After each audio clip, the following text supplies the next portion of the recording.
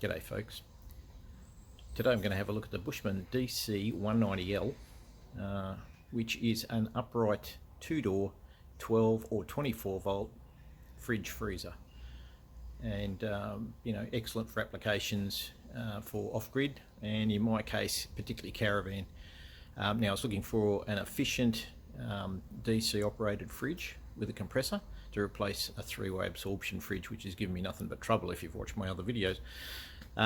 So let's have a look at this, see how it performs. I couldn't find a lot on the net.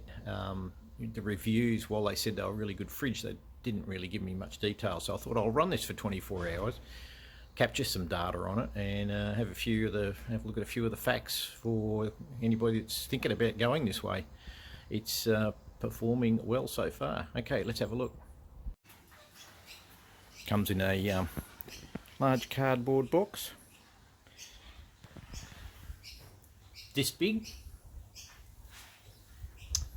So yeah, and a 60 kilos. It was a bit of a slug, but fitted in the back of my Land Cruiser, just lying down. So there you go. So here's the fridge. So this has been running now 24 hours, as I say, and it's surprisingly quite efficient. It's all black, so you can have it in black, or black. I haven't pulled the plastic off it yet, so it's got all the. I've got to get it in the window of the Caravan to get it in yet, so it's a bit of a job. I'll probably need 3 men and a horse or something to get it in through the window, because nothing fits through the Caravan doors. But fortunately, they've got big windows. All right, let's have a look at it. 45 litre freezer. So 3 shelves, a couple of, you know, probably 80 mil wide.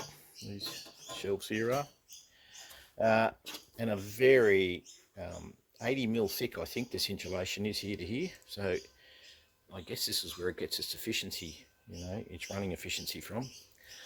No exposed. The back's cold. The floor of this thing is cold. It's got ice on it. So the evaporator is somewhere underneath there, I guess. I've been monitoring the temperature there, so the little sensor. And 140 odd litre, 150 maybe, 145 litre fridge, basket at the bottom. Rather than a, which is pretty narrow because the compressor's behind it. You've got 3 shelves which are adjustable. Thermostat at the back over there. The back wall is the refrigeration. This has got ice on it, so the whole back wall of the fridge gets cold. You've got a light and a temperature adjustment up here. I've got it on 5. That sets this temperature in here at around about 3 degrees, plus or minus half a degree. You know, there's about a 1 degree variation in total. Yeah, as I say, a light. So nice big wide bottom shelf, of course. Got a slider on it. Same on the other top, on the top ones here. They seem to be fairly well put in. They're sitting on these ridges here. Yeah, got a couple of those. Haven't really had a good look at how all that works, but. And the usual fingers here to push the bottles so they don't rattle around. Biggest complaint with these on the net is people say they don't like having this. There's nothing here to stop stuff sliding out in the case of it being in a Caravan. But apparently Bushmen tell me you can get a thing that you clip on here and it stops stuff from bringing forward, and you can just pull it off when you get where you're going. Anyway, we've yet to see what sort of an issue all that is. And I think this insulation's 50 mil. They've got 50 mil insulation in the fridge and 80 mil refrigeration insulation in the other part, freezer. Reversible doors, of course. I mean, well, not of course necessarily, but there they are. You can change this and put on the other side, have a left or right opening. The other thing this does, when you put your fridge, you mount this according to whichever way you end up putting your doors. And this is a little keepy closey thing here. Screw that screws onto there, and it's hinged, so that holds your door shut when you're when you're moving, you just push this. It's not screwed down, but anyway, it's quite firm, so it just pushes closed here, and like that, and it keeps your door shut when you're travelling. So yeah, I guess that's a simple way to do it. The book, not a lot of information. Well, there's no information about specifications as far as the dimensions of the internals go, so I'd look at their website for that. It does have some other you know, information for installation, how big the wiring should be. I've got this bloody terrible light up here, it's doing stupid things at the moment. As you can see, it was a so the total width is 605, 575 deep and 1385 high. There's various other information there about running it. Little light on the back here tells you about that. That's a little fault light, and that is down here. And this is just the normal Danfoss error codes show up on that. So here's the Danfoss compressor, the BD50 Danfoss, or C-Cop as they're called now, all pretty standard. Now this little fan, you can probably hear it, it's very noisy. It's got a whine to it. Now I don't know how much I'm going to hear of that when it's in, but this is one of the, certainly the compressor's not noisy, but this bloody fan I reckon is going to be a bit of a pest, but I might have to look at changing that out for a quiet one. So yeah, anyway, back on these, that light, there's a list here of error codes if you get a fault in the book. There's a full-size condenser unit down the back for cooling, a really good sizable unit there. So passive cooling, got to have vents at the top and bottom, of course, and you need probably a good 100mm of air gap at the back of that.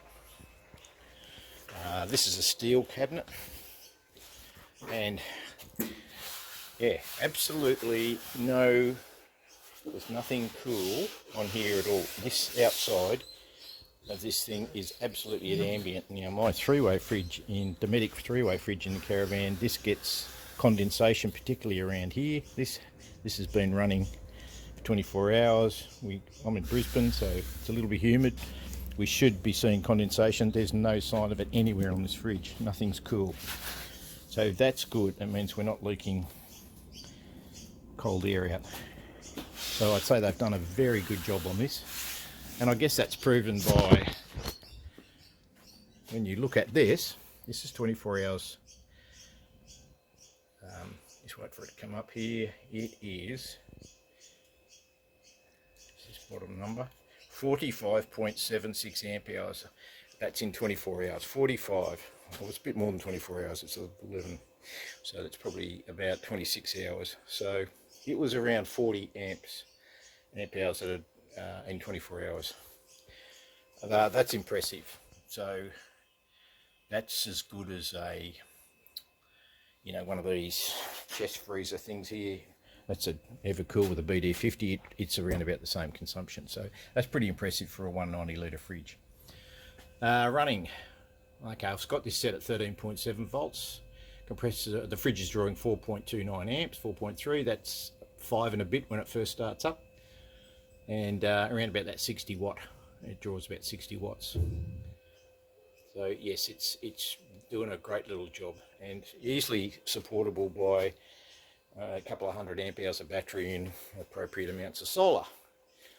Okay, so let's have a look and see what they say about the features. BD50 compressor,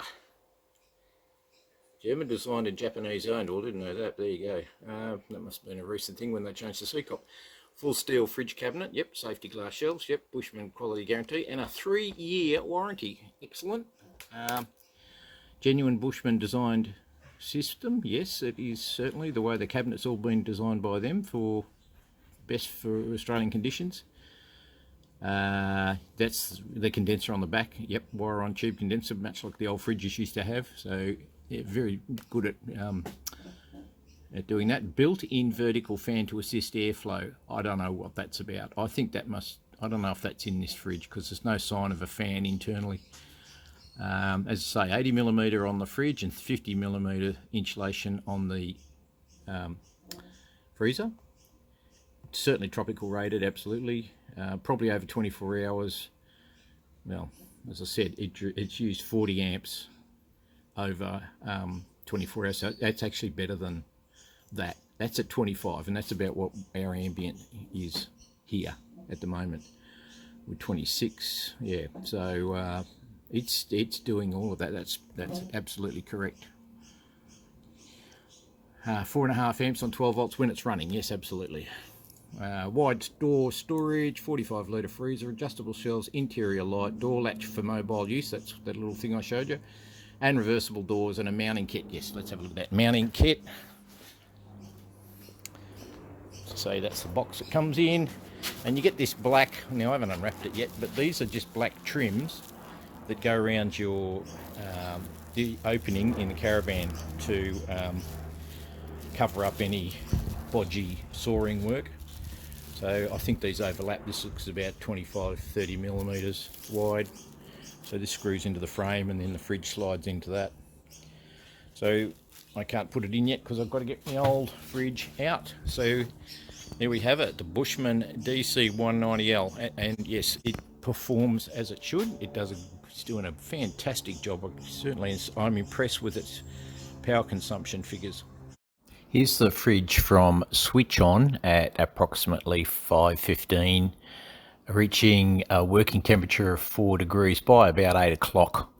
Now, the fridge was set on a setting of 6, adjustable from 1 to 7, and by 11 o'clock it was at 1 degree, which is where it maintained at. And you'll see it towards the end of the graph, it bumps back up, and that's when I changed it back to from 6 to 5, and then it moved up to about 3 degrees.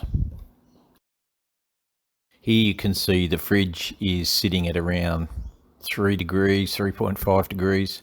Now, towards the end there, that's when I opened the door to do the videos around about that time a couple of times, and you can see it recovered quite quickly. Now, there's nothing in the fridge. There's no cold mass in there to help stabilise it. So this is doing a pretty good job, I'd say. No complaints there. It's looking really good. Okay, this graph shows after I switched on, I missed the first bit, but again, about bit after 5 switched on, and as you can see, it was down to minus 20 by 7. So no problems there. Now, again, this was the early part. It was set at, I had the fridge set at setting 6. So we're sitting here oscillating between 17 and around 21 degrees. Then just towards the end, the last 4 cycles there, I'd moved it back to the fridge back to 5. And now it's sitting between 15.5 and about 18, minus 18. So averaging around about that's minus 17 degrees. And finally, this is just showing the freezer running over several days and maintaining, within 2 or 3 degrees, very consistent temperature. Right at the end is when I opened the fridge, I think. Yep, that's when I opened the fridge to do video, have a look at it, and as you can see, it recovered very quickly, the freezer, I mean. So yeah, it's a good idea of performance of this fridge. Okay, so I hope the information about how the fridge is performed, the graphs demonstrate, just how well it does go. And if you like this video, please give us a like and subscribe. Haven't been doing anything for a while because we were away for a few months, which has driven the need to buy this fridge due to the poor, abysmal is the better word, abysmal performance of the Dometic 3-way fridge that I had, as per my previous videos. All complete waste of time. The things are not, once they've got problems, you just can't sort them out, I'm afraid. I gave it my best. They're rubbish. Well, this one is anyway. I think the new ones are good, but who wants to pay $3,500 for an absorption fridge when you can pay $2,400 for one of these? All right. Thanks for watching.